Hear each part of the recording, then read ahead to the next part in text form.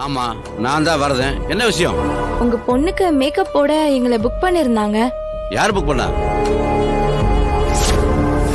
Hello, சொல்லுங்க madam. Harini அழகு நிலையமா? ஆமா மேடம். அருள் கரிகாலன் பேர்ல நாளைக்கு கல்யாணத்துக்கு அலங்காரம் பண்ண உங்ககிட்ட ஏதாவது சொல்லிருக்காங்களா?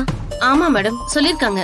அருள் பேர்ல அலங்காரம் பண்ண வரவங்கள வரதன் இருக்கிற விலாசத்துக்கும் கரிகாலன் பேர்ல அலங்காரம் பண்ண வரவங்கள சுப்புலட்சுமின்ற விலாசத்துக்கும் அனுப்பி வைங்க.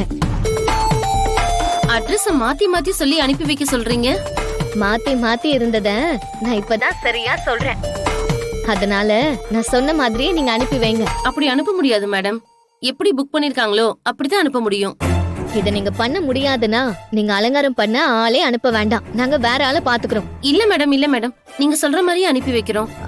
அப்புறம் நீங்க அனுப்பி வைக்கிறவங்க கிட்ட உங்களை யாரு அனுப்புனதுன்னு வீட்ல உள்ளவங்க யாராவது கேட்டா நீங்க எந்த பேரை பதிவு பண்ணி வச்சிருக்கீங்களோ அந்த பேரை சொல்லுங்க. அங்க மாத்திலாம் சொல்ல வேண்டாம். சரிங்க மேடம். ஓகே.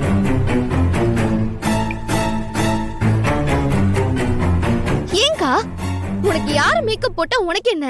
எதுக்கு நீ தேவையில்லாத வேலை எல்லாம் பாத்துட்டு இருக்க? கட்டிக்க போற பொண்ணுக்கு மாப்பிள்ளை தாண்டி பொண்ணுக்கு அலங்காரம் பண்ண ஆள் அனுப்பணும்.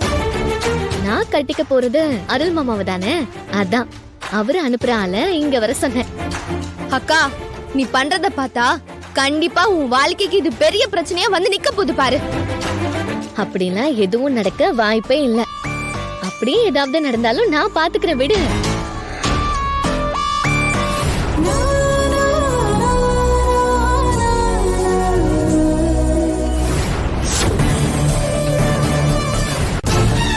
சொல்லுங்கம்மா, உங்களை யார் அனுப்புனா? அருள். இல்ல கரிகாலன். அருள்ல கரிகாலனா? சரியா சொல்லுங்க. ஏண்டி பேரை மாத்தி சொல்ற? நான் மாத்தி சொல்லலடி, நீதான் மாத்தி சொல்ற. கரிகாலன் தான் சொல்லி அனுப்புனாங்க. இங்க பாருமா, ஆளு மாத்தி மேக்கப் போடக்கூடாது, சரியா? இல்ல சார், கரிகாலன் தான். சரி, 2 பேரும் உள்ள போங்க. வா.